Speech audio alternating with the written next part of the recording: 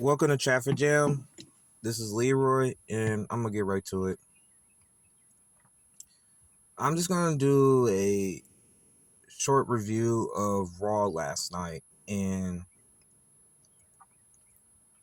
I would say Raw probably put the best show probably in like all year since the 2025. I think this Raw of this year was probably the best one, better than the last 2 weeks before WrestleMania. And I already talked about John Cena and Randy Orton's grateful that's going to happen. Uh, I believe that Randy Orton is in a position where, man, I ain't gonna be able to wrestle John Cena like after this, and I'm gonna take the advantage of make sure he works extremely hard to keep that championship, and I'm gonna do everything I can to take that away from him. And he did say he want that championship. That was his goal, and I can't wait to see that. I just believe Backlash with those two is gonna be a good matchup. And it always been a good matchup between those two. So I'm interested to see and what John C is going to do with this. So I'm interested in that. I could talk about the women's tag team match between Liv Morgan and Raquel Rodriguez and Becky Lynch. And start with the V, man. I'm like not trying to disrespect the girl, but that's what I'm saying. They need to do something, like put a story around her. Because long story short, that Liv Morgan and Raquel Rodriguez got the title back, which it made no sense of getting the title tag team house to the other team. Then Becky Lynch lost his cool and gave her the her finishing move at least 3 times to her. So to her tag partner, that's the women's intercontinental champion. Maybe that's gonna be the one that she's gonna go after now. So see about that. I would say it about the New Day coming out as tag team champions. I think they got go away heat, man. They just do. They just got go away heat, and they miss an opportunity just to make him as a heel as it can be, and him getting the titles from the War Raiders and all that, and then the Alpha Academy came out and interrupt them, say, hey, we want the chance too. And then all of a sudden, the music started. Rusev is back. Rusev is back.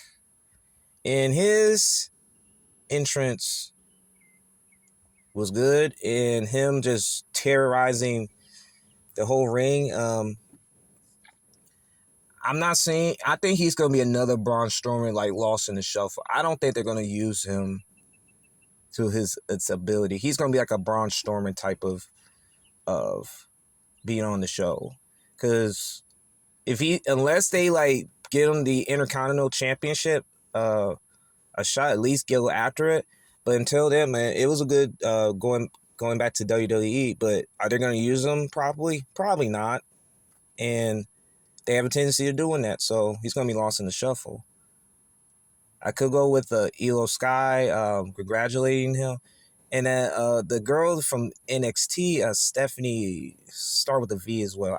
With these last names with the V, but all I'm saying is like they had a match, and one of the girls from I think it was Roxanne Perez and the other girl, they're all NXT guys. I'm just looking at it right now. I think they're gonna bring NXT people up to the roster and see if they can fill the void of them.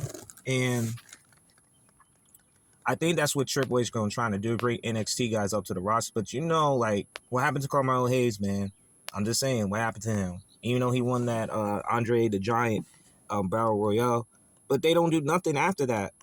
You don't see him, so we'll see what goes through. And Rhea Ripley comes to the rescue and destroy those women and have Heel Scott. And she got that black eye, man. And that's a real black eye from that match. So, excuse me.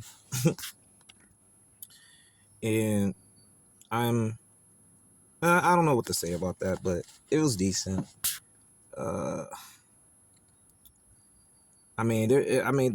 it was just a long night of that. Then Jey Uso comes out, um, started the Yeet movement. I mean, it's so strong in that crowd. It's the Yeet movement is so strong as it's ever been before, and I don't see him holding that title for a while. I don't see him holding it for a year, man. But I see he can hold it on to at least SummerSlam, you know, till he drops the title. But him having Sami Zayn come out and are we seeing a heel turn for Sami Zayn? Hey, we'll just have to wait and see, man. We just have to wait and see.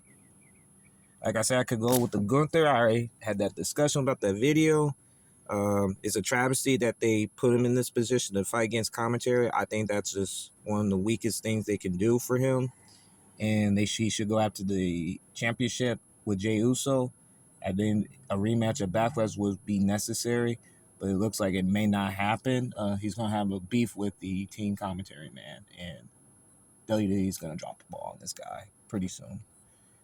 I could go with the Dominic versus Penta.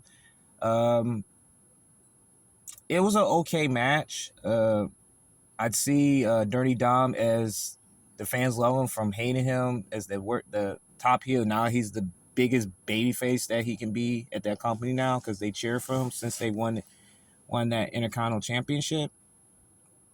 And him, McDonough from Judgment Day interfered with the match. And, Vin Balor's having thoughts about him getting pinned by Dirty Dom from Wrestlemania, having second thoughts. I mean, I thought Judgment Day should have been disbanded that last night, but I guess they're going to be here for a while. But if I was there, I would disband that group immediately.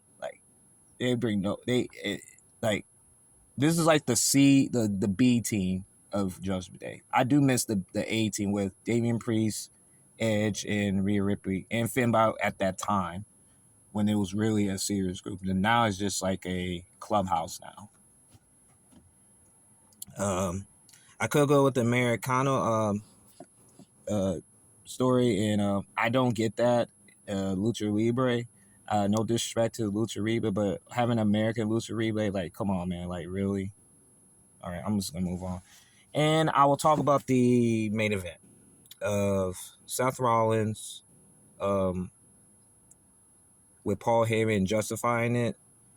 I don't know where it's gonna go. Is that gonna guarantee an opportunity for a championship since he has the wise men? Because I feel like CM Punk and Roman Reigns is not gonna be done with Seth Rollins anytime soon. I think they're gonna drag these storylines with these guys until they win fight of Paul Heyman, which they don't need. They just need to move on to bigger things and go after like championships instead of just fighting against Paul Heyman, man. Like, just like you're good without him right now. You're good without him now. So they had a brawl, and then CM Punk got the curb stomp from Seth Rollins, and that ended the show. I would say it was the best show probably all year, and it's rare that WWE puts on good shows these days. And so we'll just have to see what next week's gonna happen and next Raw, and see if they can pick up the pieces. Thank y'all for tuning in, man. I just want to do a review on Raw because I understand that people was like fascinated to the product, and they'll go for the hype for anything. I'm not one of those people that go for hype. I go for results, man, and see what will pan out. Thank y'all for tuning in, and y'all have a good day.